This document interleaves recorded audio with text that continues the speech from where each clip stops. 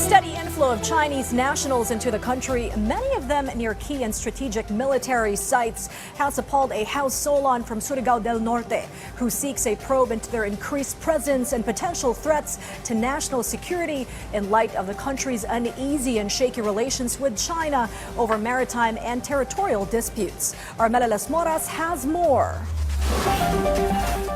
Cagayan 3rd District Representative Jojo Lara is now seeking a House inquiry on the alleged surge of Chinese students in their province, highlighting their increased presence could put the country's national security at risk amid China's aggression in the West Philippine Sea. This under his House Resolution number 1666 filed earlier. Very alarming na kasi dito nangyari na all over makikita mo may mga Chinese students dito, no, na pag tuwing may papasukan daw na mga establishment dito, may mga makikita ka. Early Chinese daw ang nag-enroll, about 4,600 nga ang sinasabi nila.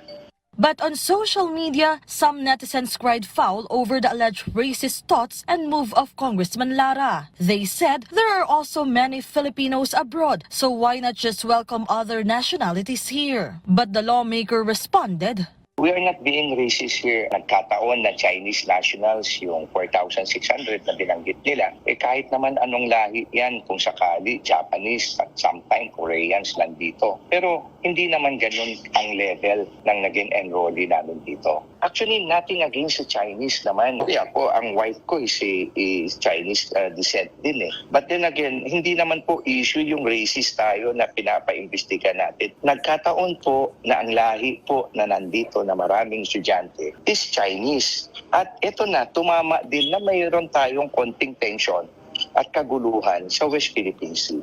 Meanwhile, other lawmakers like Surigao del Norte Representative Robert Ace Barbers also wants this issue probed. He said even in areas near EDCA sites and some major seaports and airports, there have been reports of surge in the presence of Chinese nationals. Barber said it must be identified how many Chinese nationals are already in the country as well as their backgrounds and if they are in current or legal status. Particularly, the lawmaker also wants to dig deeper into the details of the land acquisition and businesses of Chinese nationals in the Philippines for the sake of the country's safety and security.